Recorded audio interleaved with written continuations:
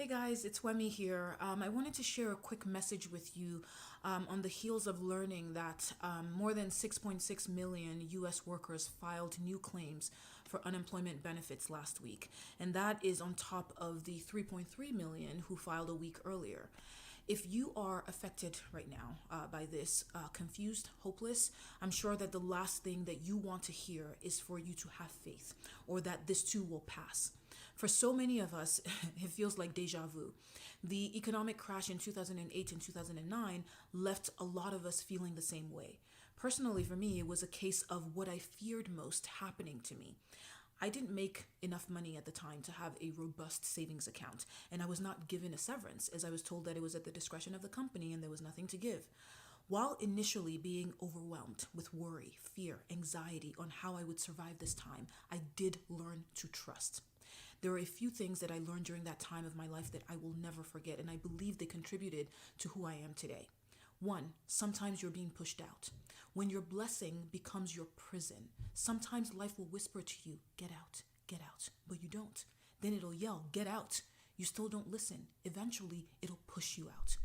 The fact is that while there were some perks to where I was also pretty unhappy and unfulfilled. I eventually started a fashion company in the little free time that I had back then, but I never would have left my job to pursue that dream, at least not yet. Turns out that life had other plans for me. When I got laid off, I decided that this was the opportunity I'd been waiting for. For the next 2 years, I built something full-time that I never thought was possible. Opportunities opened up for me that I never thought were possible. I've often said that most of what I've learned in this journey about independence, figuring it out, strength in the face of adversity, perseverance, have all been thanks to the path of being an entrepreneur. When life sees that you are getting too comfortable and knows that that's not your final destination, you will be pushed out. Some of the things that you thought were perks, blessings, start to become a prison, an inconvenience. You start to become uncomfortable in your comfort zone. It's like going to an Airbnb and moving in. It's a temporary home. It's not your permanent home. Being pushed out is scary, but it is not a punishment. It is actually a natural part of life. Mother birds do that all the time. Otherwise, their little ones would never leave the nest. They would never learn how to fly. Two, sometimes taking it one day at a time won't work. You have to take it 1 minute at a time.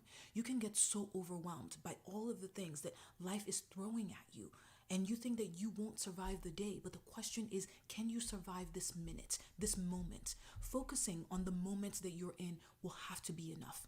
If all you have is rent for this month versus the next 3 months, that will have to be enough for now. When it is time to take inspired action for the next month, you will do that in that moment.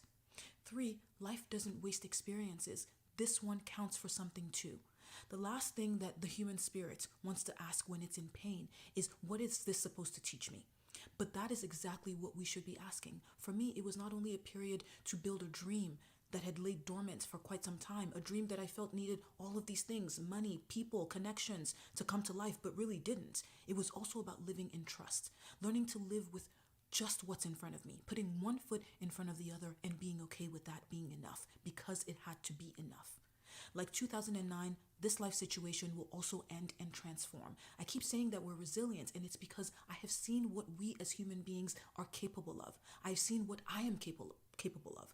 What I feared the most happened to me, and while for a moment I feared what would come after, I feared that I wouldn't survive, but here I am, still standing, and you will too.